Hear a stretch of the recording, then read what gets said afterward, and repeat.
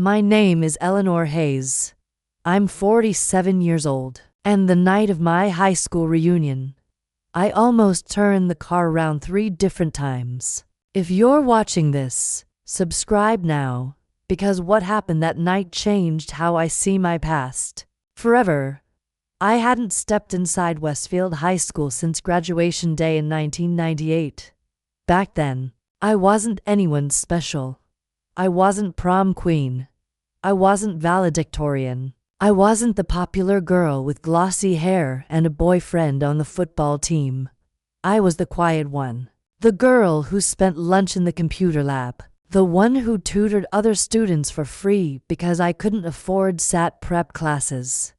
The scholarship kid whose mother worked double shifts at a diner outside Columbus, Ohio. I learned early that when you don't come from money, you learn to become valuable. Not loud, not flashy, valuable. That night, the reunion was being held at the Lakeshore Grand Hotel, a place I used to drive past and imagine what it must feel like to walk through those revolving glass doors wearing something expensive. I pulled into the valet lane in my 2012 Toyota Camry. The headlights flickered slightly when I turned them off. I noticed the cars ahead of me. A silver Porsche, a matte black Range Rover, a brand new Tesla Model X. The valet took my keys without comment, but I saw it in his eyes, the small flicker of assumption, and I felt that familiar, old sensation from high school, the one that whispers, "You don't belong here." But here's the thing about growing older. You stop mistaking discomfort for truth.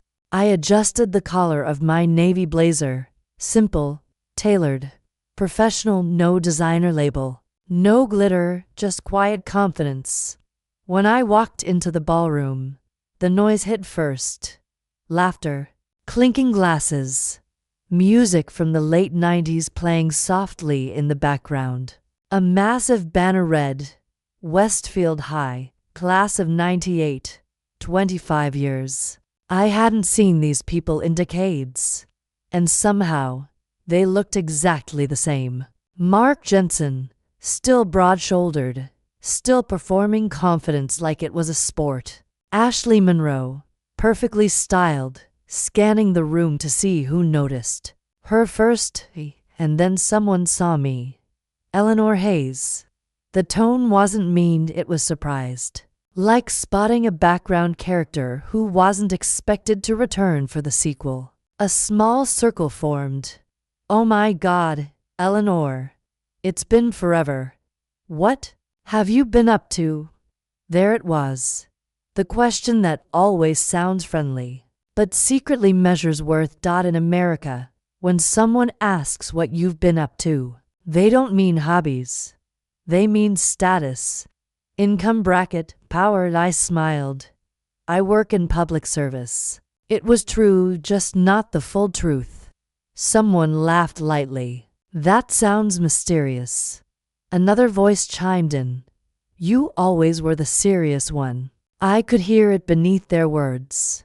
You were never one of us. Ashley tilted her head. Are you married?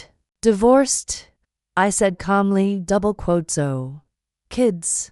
One son. He's 16. Polite nods, then Mark grinned.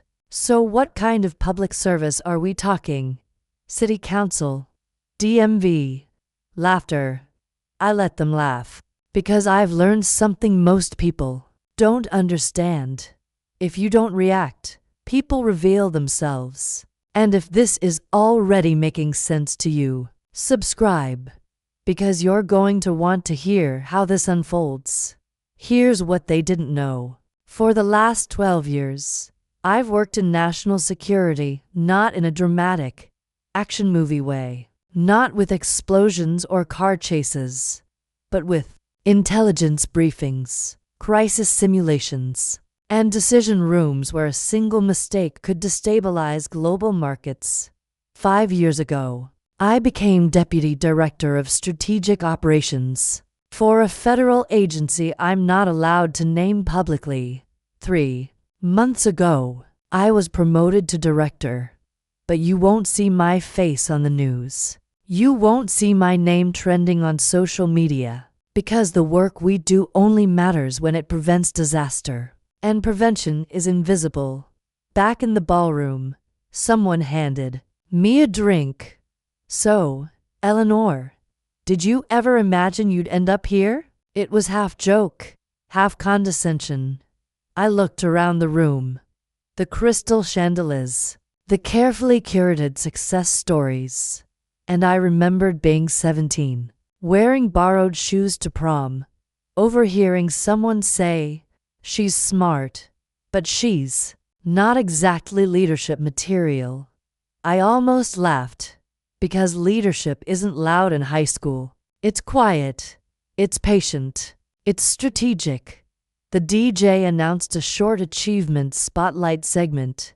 Apparently, a few alumni had submitted notable accomplishments. Ashley's marketing firm expansion was mentioned. Mark's real estate portfolio. Applause followed each name. Then someone from across the room called out, "Eleanor, what about you? You've been quiet all night." All eyes turned, and that old high school sensation flickered again. The expectation that I would shrink. Instead, I stood. I work to prevent crises most people never know almost happened. A few confused smiles. Someone muttered, cryptic. And then it happened. The ballroom doors opened. Not dramatically, just enough to interrupt the music. Two men in dark suits stepped inside. Not alumni, not hotel staff. Professional posture. Earpieces. The air shifted. One of them scanned the room slowly. His eyes landed on me. He walked directly over, and in a voice just loud enough for those nearby to hear, he said, "Director Hayes, the vehicle is ready. We have an urgent situation in D.C." Silence. Utter silence. I could feel 30 pairs of eyes on me. Ashley blinked. "Director?" Mark straightened. "What's going on?" The agent continued, calm but firm. "Mum, the president is requesting your presence immediately." And, in that moment, the same room that once saw me as forgettable was staring at me like they were seeing a stranger. If you're still watching, subscribe, because this wasn't even the hardest decision I had to make that night. I looked at the agent. How urgent?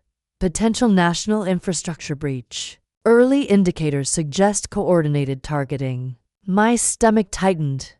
I had left D.C. that morning specifically to avoid being on call. For one night.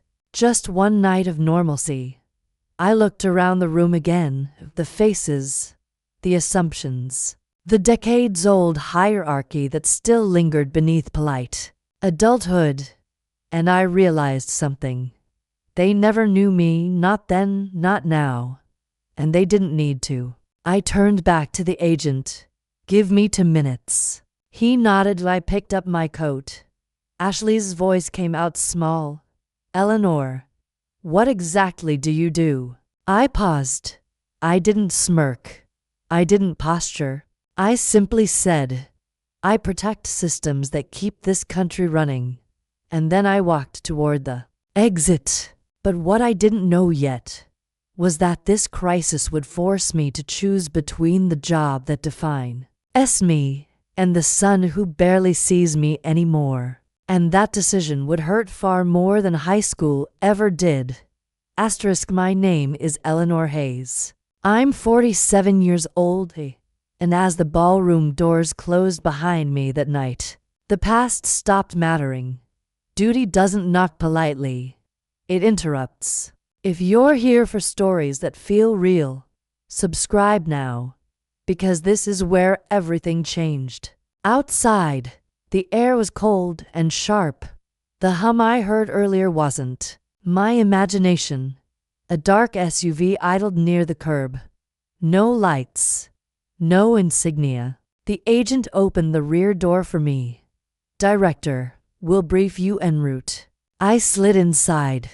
The second agent closed the door, and the world of crystal chandeliers and reunion cocktails vanished behind tinted glass. As we pulled away, my phone vibrated a message from my son.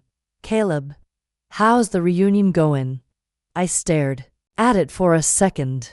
How do you explain to a 16-year-old that your night just turned into a potential national emergency? I typed back. Got called into work. I'll explain later. Love you. Threads appeared, then disappeared, no reply. That silence hit harder than any security alert. The agent in the front seat handed me a tablet. Initial overview, ma'am. I scanned the report. Multiple infrastructure sectors showing anomaly signatures. Power distribution grids in 3 states. Air traffic control redundancies. Interbank settlement systems. The pattern was subtle, not destructive yet probing, testing. Load bearing points. This wasn't vandalism. It was reconnaissance. How long? I asked. 48 hours of low-level infiltration. Escalation probability increasing. My jaw tightened. Foreign or domestic? Too early to confirm. But I already had a suspicion. Because sophisticated attacks have personalities. And this one felt patient. We reached a private airstrip 15 minutes later. No commercial noise. No press. Just floodlights cutting across asphalt. A small government jet waited as I climbed the steps. I felt the old switch flip inside me, the one that separates Eleanor the mother from Director Hayes. Inside the cabin, I opened the secure laptop. Lines of code scrolled across the screen. Signal mapping overlays. Infrastructure heat charts. A red cluster pulsed near the Midwest, then another on the East Coast. They weren't attacking directly. They were embedding dormant triggers, like digital landmines. And suddenly, I remembered 2014, my first major national-level case. I was younger then, newly appointed deputy. A ransomware network had shut down to hospital systems. Children were being rerouted in ambulances because ventilators couldn't connect. I spent 36 hours in a crisis room with men twice my age explaining why the solution wasn't brute force, it was patience. I saw it then, the flicker in their eyes. Doubt. Because leadership still looks wrong to some people when it comes in a woman's voice. We resolved it. Quietly, the public never knew how close the tipping point was. But that night in the jet, looking at the current data, I felt something different. This wasn't ransomware. This was structural compromise. If activated simultaneously, it wouldn't just disrupt. It would paralyze. Markets could freeze. Emergency services could stall. The airspace could lock down. And panic. Real panic spreads faster than code. The agent across from me spoke carefully. The president is assembling the National Security Council. Of course he was. But I also knew something else. Every person in that room would be looking for certainty. And certainty doesn't exist in live crisis modeling. You work with probability. You manage risk. You reduce catastrophic pathways. But you never guarantee zero damage. My phone buzzed again. This time, it was the reunion group chat. Apparently someone had recorded the moment the agent addressed me. The messages were flooding. WAIT. Is Eleanor actually some kind of federal director? Did Secret Service just pick her up? No way that was real. A photo appeared me, standing. Code in hand, the caption someone added. Guess we underestimated Radar Ellie. I closed the chat, not because it bothered me, but because it felt small compared to what I was staring at on the screen. The jet began its descent toward Joint Base Andrews. The cabin lights dimmed slightly, and I allowed myself one honest thought. I was tired, not physically, existentially, for 12 years. I had carried responsibility most people never see. Birthdays missed. School events attended through rushed flights. Conversations with Caleb cut short because mom has to take this. When you work at this level, you don't clock out, you absorb. And sometimes I wonder, if you're watching, tell me in the comments. Can you serve a country fully without sacrificing something personal? Or is sacrifice always part of the contract? We landed. A motorcade was already waiting. Inside the vehicle, another briefing update. Escalation confirmed. Anomalies increasing in frequency. A test pulse had briefly disrupted a small municipal power station in Iowa for 7 seconds. 7 seconds. That was a warning shot. We reached the White House through the secure entrance. No ceremony, no headlines, just controlled urgency. As I walked down the corridor toward the Situation Room, I adjusted my blazer again. Same simple navy fabric from the reunion. And I thought about something ironic in high school. People assume the loudest voice leads in government, the person who speaks least, but most precisely carries the room. The doors opened. Inside sat the President, the National Security Advisor, Secretary of Defense, Homeland Security, Cyber Command. All eyes turned. The President stood slightly. Director Hayes, thank you for coming so quickly. I nodded, double quotes, Mr. President. He gestured to the screens. Tell me what we're looking at. This is the moment people imagine as dramatic. Raised voices. Panic. But real crisis rooms are quieter than that. Measured and controlled because fear spreads. Data stabilizes. I stepped forward. What we're seeing is coordinated infiltration across redundant infrastructure systems. The attacker is not yet executing. They are mapping response thresholds. The Secretary of Defense frowned. So why not shut everything down now? Because that's the instinct. React big. React fast. But I shook my head. If we move aggressively without attribution, we tip our hand. They adapt. We lose the advantage. The President leaned forward. Can we stop it? There it was. The question everyone wants answered in one sentence. Yes, I said carefully, but only if we identify the core access vector before activation. And if we don't? I met his gaze directly. Then within 72 hours, we face cascading national disruption. Silence filled the room. Not dramatic. Heavy, measured.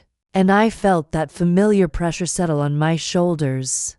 Leadership isn't applause, it's weight. The President nodded slowly. Director Hayes, you have full operational authority. And just like that, the girl who once ate lunch alone in the computer lab was now responsible for stabilizing a nation's digital backbone. But here's what none of them knew. While we were discussing grid resilience and threat modeling, my son was at home alone, and he hadn't replied to my last message. If this story feels real to you, subscribe. Because the hardest part wasn't the breach. It was what happened next. Because within 6 hours, we discovered something that changed the entire threat profile. The breach wasn't coming from overseas. It was coming from inside the country. And the access signature matched someone I personally trained 10 years ago. And that's when the crisis stopped being professional and started becoming personal. And 6 hours after I stepped into the Situation Room, I saw a digital fingerprint I prayed I'd never see again. If you're following this journey, subscribe. Because this is where the story stops being about national security and starts being about betrayal. We had isolated the core breach vector. It wasn't random infiltration. It wasn't brute force. It was elegant, layered, patient. Someone had designed an adaptive backdoor that evolved its encryption pattern every 90 minutes, shifting across distributed cloud nodes in a way that made tracing feel like chasing smoke. But buried in the code, deep inside a recursive authentication loop, was something familiar. A compression shortcut, a specific timestamp formatting. Quirk. It wasn't sloppy, it was stylistic. And I knew that style, because I taught it. I leaned closer to the screen. Freeze that frame. The analyst beside me paused the simulation. There it was. A small but deliberate inefficiency in the checksum validation layer. Most engineers would optimize it out.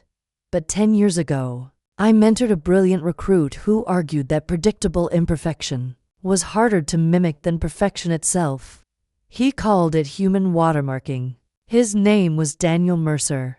He was 26 when I recruited him. Mid-graduate, cyber prodigy, sharp mind, restless eyes. He believed systems should never fully trust themselves. I believed he had the potential to replace me one day. I also believed he was loyal. I was wrong. Run attribution against Mercer's archived projects, I said calmly. The room went quiet. The Homeland Security liaison looked at me.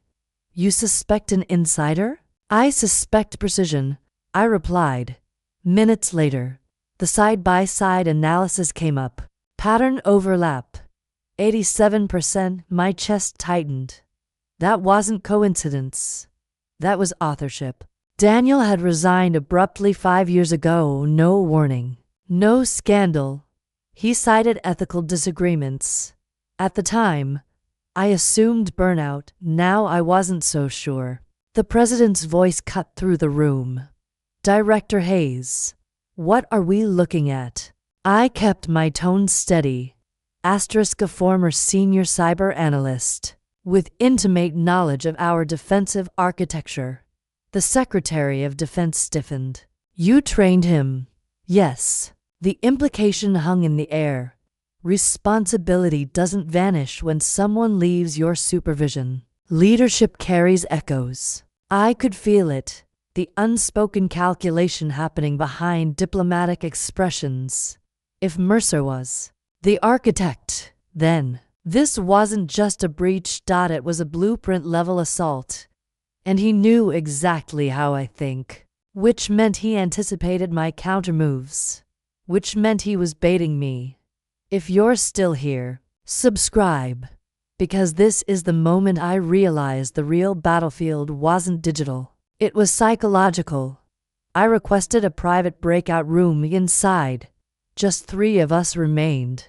Me, Cyber Command, and my chief analyst. I pulled up Mercer's personnel file, performance reviews, exceptional psych evaluations, independent, occasionally resistant to hierarchical authority. There it was.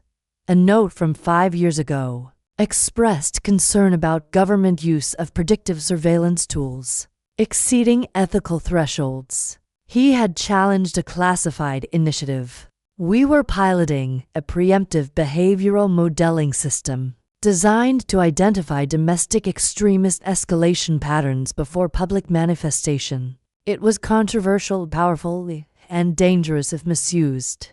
I had defended the project at the time. He had argued it blurred constitutional lines. He left shortly after, and now he was targeting infrastructure, not civilians. Strategic pressure points.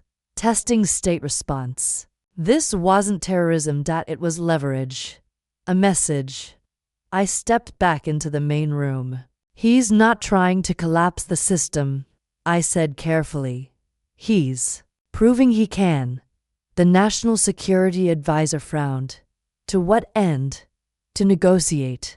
The president leaned forward. Negotiate what? I met his gaze. Policy reversal. The room shifted, because this was no longer just cyber defense, it was governance. And then my secure phone vibrated. A direct encrypted ping. Unknown channel. I didn't need to open it to know. But I did. A single line appeared. You always said, systems should protect people, not control them. Have we crossed that line, Director? Daniel. He wasn't hiding. He was communicating, which meant he wanted dialogue, but not publicly. He was forcing my hand. The president noticed the shift in my posture. Director. I inhaled slowly. He's reached out. Every eye sharpened. What does he want? The secretary asked. He wants me. That wasn't ego. That was history. Mercer wasn't attacking the nation. He was confronting me. And suddenly, the room felt smaller. The president spoke carefully. Can you reach him? Yes. Will he respond? Yes. Then do it. Authority is heavy, but personal history is heavier. I returned to the secure terminal, initiated an isolated response channel, typed one line. Daniel, stand down. We can talk. The reply came within 30 seconds. Not in your building. He attached coordinates. Domestic, Midwest, the abandoned industrial district. This wasn't remote warfare. He wanted face-to-face. Cyber Command protested immediately. This could be a trap. It probably is, I said calmly. The president studied me. You're not considering going alone. I didn't answer immediately, because I was. Mercer knew federal tactical response patterns. He would detect a perimeter instantly. If we escalated visibly, he could trigger partial system activation as proof of capability. We needed de-escalation, not dominance. I'll go, I said finally. The Secretary of Defense objected. Absolutely not. You are too critical to this response. And there it was again. The paradox of leadership: too valuable to risk, too responsible not to act. Before the argument could escalate further, my phone vibrated again. This time it was Caleb. Mom, are you coming home tonight? My throat tightened. I stepped away from the table and called him. He answered on the second ring. You okay? He asked. That's what he always asks first. Not where are you? Not why aren't you here? Just, are you okay? I'm fine, I said softly. Is it one of those big things again? He's grown up around coded language. Yes. Silence on the line. Then, you missed my game. I closed my eyes briefly. I know. You always say you're protecting people. Who protects us? That question doesn't appear in intelligence briefings. It doesn't show up in risk matrices. But it hits harder than any cyber threat. I'm trying to make sure you have a country that works, I said quietly. He didn't respond immediately. Then, I just need a mom that shows up. The line went silent. He didn't hang up. He just stopped speaking. I felt something fracture inside me. And for the first time that night, I wasn't thinking like Director Hayes. I was thinking like Eleanor. If you've ever had to choose between responsibility and family, tell me in the comments. What would you do? Because at that moment, I had to escalating crises, one national, one personal, and they were about to collide. I returned to the Situation Room. I'm going, I said. The president studied my face carefully. You're certain? No, I answered honestly. But I'm necessary. Permission was granted under strict conditions. Covert support at a distance. No visible federal presence. 40-8 hours before potential activation threshold.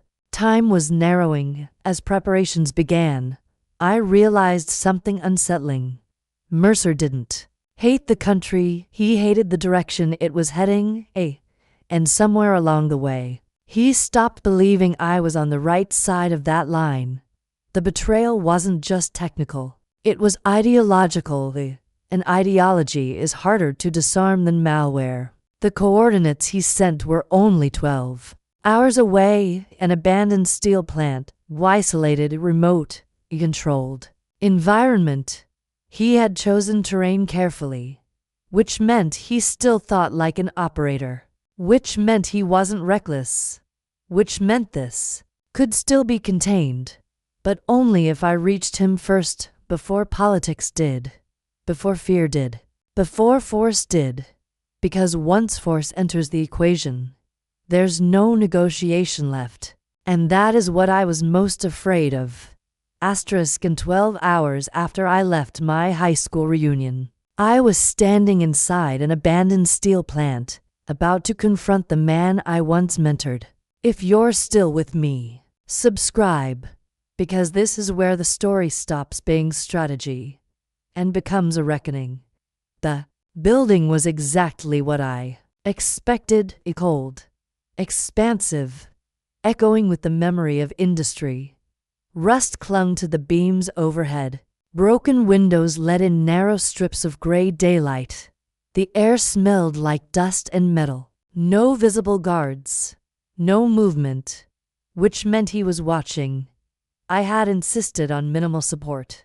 Tactical units positioned miles away. No drones in the air. No signal jamming. If Mercer detected pressure, he could initiate activation. We had confirmed by then he wasn't bluffing. Dormant code had already embedded inside 3 critical energy management systems. Trigger ready, 40 hours until projected. Synchronized activation. I stepped forward slowly. Daniel. My voice carried across the cavernous space. A moment of silence, then footsteps, measured, unhurried. He emerged from the shadows near the old furnace platform. He looked older, leaner, more worn around the eyes, but still sharp, still calculating. You came alone, he said. Mostly, I replied. A faint smirk. You never trusted halfway solutions. He studied me for a long moment. You look tired. So do you? He didn't deny it. Up close, I could see something in him I hadn't noticed years ago. Not anger. Conviction. That's more dangerous. If you're listening to this and thinking villains are always loud and obvious, they're not. Sometimes they're idealists who feel unheard. He gestured around the building. You know why I chose this place? Isolation. Controlled acoustics. Limited access points. He shook his head slightly. Because this used to make something real. Steel. Tangible value. Now it's empty. Like most institutions. There it was. The ideological line. I didn't respond immediately. Silence is a negotiation tool. He continued. You remember Project Sentinel? I did, of course I did. Predictive behavioral analytics. Pattern-based citizen risk modeling. Pre-incident threat scoring. Officially designed to prevent domestic extremist violence. Unofficially, a step toward anticipatory surveillance. We debated it. I said calmly, you defended it. I defended its safeguards. You defended power. The accusation hung between us. He wasn't shouting. He wasn't frantic. He was disappointed. That stung more. I left because I saw where it was going. He continued. You stayed. I stayed to ensure it didn't cross the line. And did it? That question was heavier than any cyber payload. Because policy rarely shifts in dramatic leaps. It drifts, gradually, incrementally, behind classified walls. You don't destabilize infrastructure to prove a philosophical point, I said evenly. I'm not destabilizing. I'm demonstrating. He tapped a tablet in his hand. Large projection screens along the wall flickered to life. Energy grid simulations, air traffic fallback systems, financial routing backups, all mapped in intricate detail. I have control points, he said calmly, but I haven't activated them yet, because this isn't about chaos. Then what is it about? He looked at me directly. Transparency.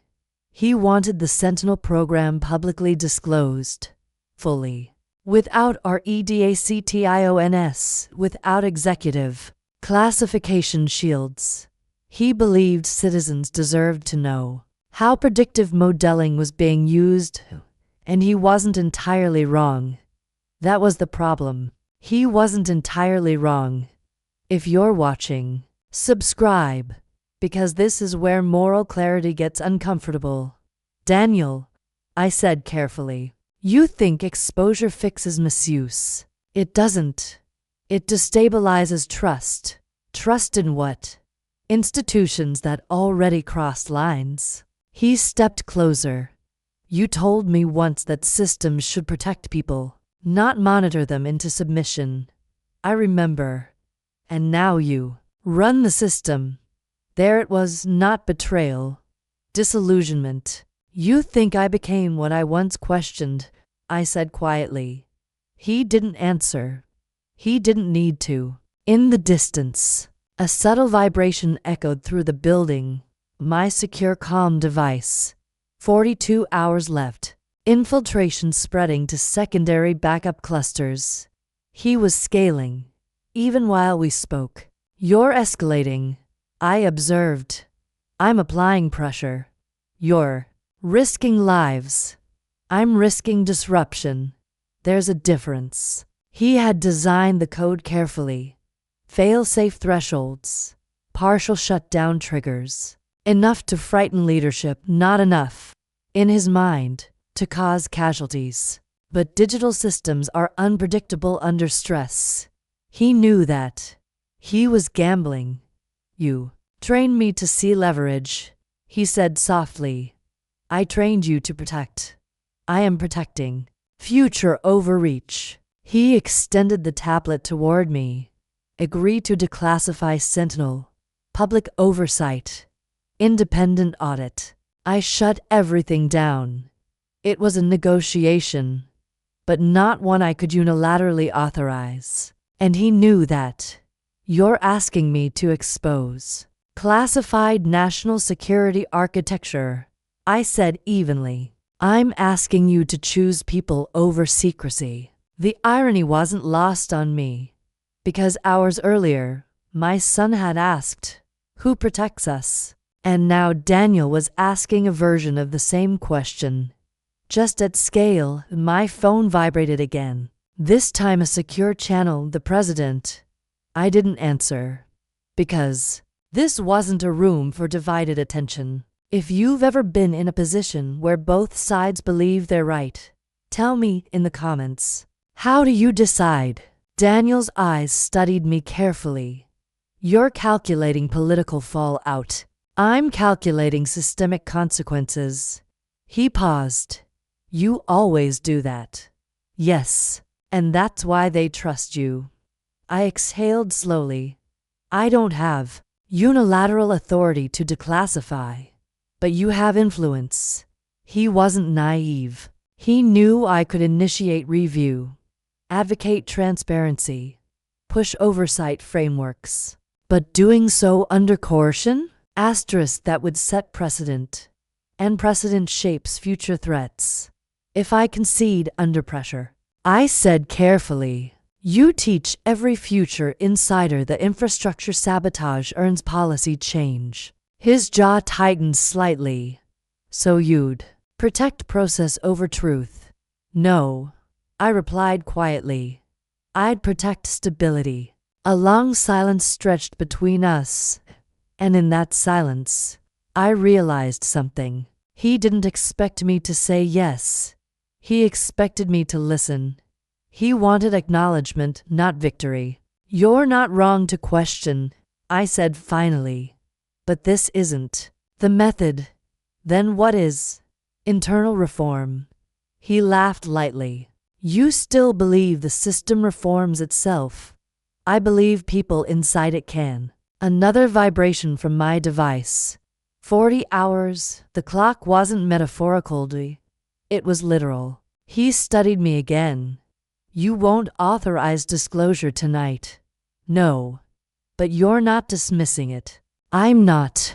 That was honest, and honesty shifts negotiations. He looked at the screens again, then back at me. I didn't design this to win, he said quietly. I designed it to force conversation. And now we're having it. He hesitated. The first crack in certainty. You'll push for review? Yes. Full audit. I'll advocate for it. He searched my face for deception. There was none. Finally, he tapped commands into his tablet. The screens flickered, code pathways retracting, dormant triggers disarming, remote clusters dissolving, backdoors closing. My secure device confirmed it seconds later. Threat level dropping, gradually controlled, relief didn't flood me because relief in leadership is always delayed. You're taking a risk trusting me, I said. He gave a faint smile. I always trusted you. I just stopped trusting the institution. That hit harder than accusation because trust erosion is quieter than rebellion. He handed me the tablet. I'll disappear. You don't have to. He shook his head. I do. Footsteps echoed again as he moved back toward the shadows. Daniel. He paused. You were never my failure. He didn't respond, but his shoulders eased slightly. And then he was gone. When I stepped outside the steel plant, the sky was beginning to lighten. My comm line activated instantly. Director. Systems stabilizing. Full rollback confirmed. The president's voice came through moments later. Well done. Was it? We avoided collapse, but we exposed fracture. If this story has gripped you, subscribe. Because part 5 isn't about victory, it's about consequence. Because when I returned home, my son wasn't waiting at the door. And the hardest conversation of this entire crisis was about to begin. And after preventing a national infrastructure collapse, I came home to an empty house. If you've been with me through this entire story, subscribe. Because this last part isn't about power. It's about consequence. The drive back felt longer than the flight to Washington. Not because of distance. Because of silence. The steel plant was behind me. The crisis had de-escalated. The president had already moved into containment messaging. Official statements would say, an attempted cyber intrusion was neutralized. No one would mention Daniel. No one would mention Sentinel. No one would mention how close pressure came to policy fracture. That's how national security works. The public sees calm. They don't see negotiation. They don't see compromise. They definitely don't see doubt. When I pulled into my driveway, the porch light was off. Caleb's car wasn't there. My chest tightened. Inside, the house felt still. His backpack was gone. His cleats were missing. A note sat on the kitchen counter. Staying at Jason's tonight. No anger in the handwriting. Just distance. I set my bag down slowly. For years, I told myself I was balancing country and family, duty and motherhood. But balance implies equal weight. And if I was honest, the scale had leaned for a long time. I sat at the kitchen table and stared at nothing for several minutes. Then I did something I rarely allow myself to do. I replayed the reunion. The laughter. The assumptions.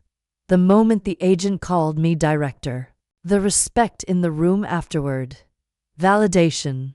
Recognition. And I asked myself something uncomfortable. Did part of me enjoy that? Yes. Because humans want to be seen. Even leaders. Especially leaders who spent adolescence invisible. But here's the truth no one tells you. Being needed and being loved are not the same thing. and I had confused them. If you're listening right now and you've ever built your identity around being indispensable, tell me in the comments, what happens when the people closest to you stop feeling prioritized? My phone buzzed. Secure line. The president. I answered. Director Hayes. Eleanor. He corrected gently. That was new. We've reviewed Sentinel. I waited. There will be an independent audit. Oversight expansion. Limited public transparency. Daniel got part of what he wanted. Not through sabotage, through pressure and dialogue. You handled this with restraint. He continued. Many would have escalated. Escalation is easy. Restraint requires patience. Thank you, Mr. President. He paused. You've carried a heavy load for years. I didn't respond. Because leadership rarely feels heavy in the moment. It feels heavy when you set it down. We're restructuring. Operational delegation, he continued. You'll retain authority, but not every emergency requires your physical presence. He was offering relief, without saying it directly. I appreciate that, I said quietly. After the call ended, I remained at the table. The house still, silent. The same house Caleb grew up in. The same house I missed dinners in. The same house I convinced myself was stable because I paid for it. Provision is not presence. I picked up my phone and called him. He answered after 3 rings. Hey, no anger, just guarded distance. I'm home. Silence. Everything. Okay, he asked. Yes, it's resolved. Another pause.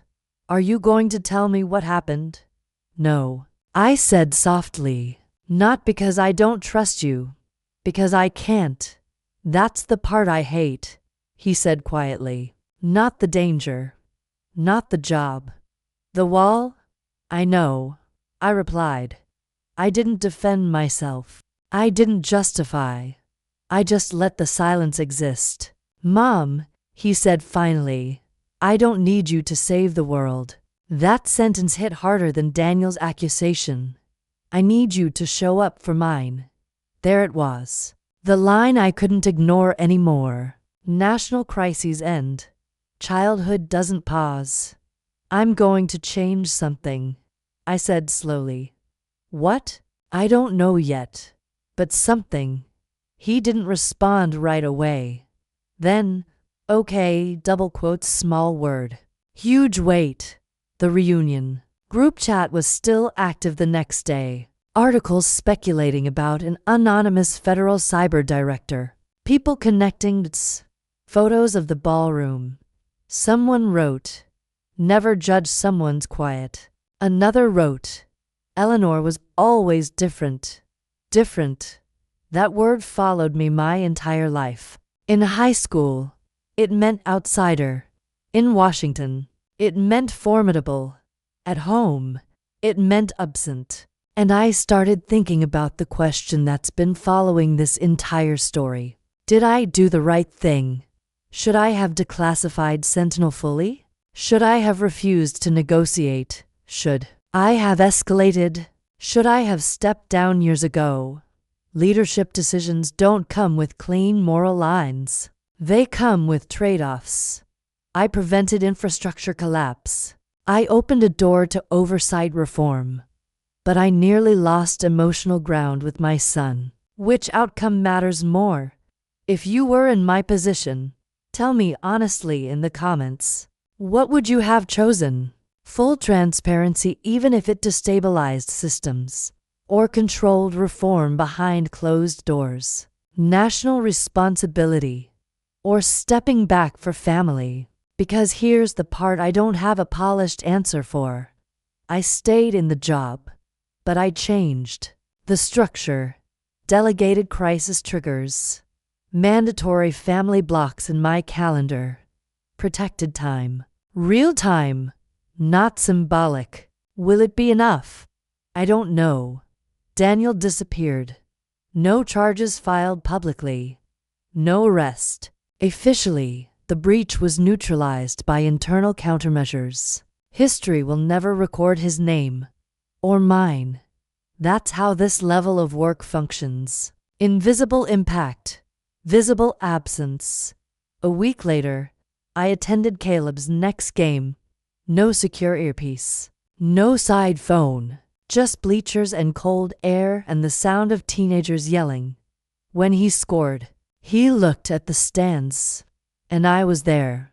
Not because a crisis didn't exist somewhere, but because I chose to let someone else handle it. That was harder than any negotiation in a steel plant. Power is seductive. Being needed is addictive. But being present, that requires discipline. So now I'm asking you, was I right to negotiate instead of expose? Was I right to stay in the role instead of resign? Or should I have walked away completely to protect my son's world? If you were me, what would you have done? Comment below. And if stories about real leadership, moral conflict, and quiet strength resonate with you, subscribe. Because sometimes the most powerful person in the room is the one who walks in, unnoticed. And sometimes, the hardest system to protect is the one inside your own home.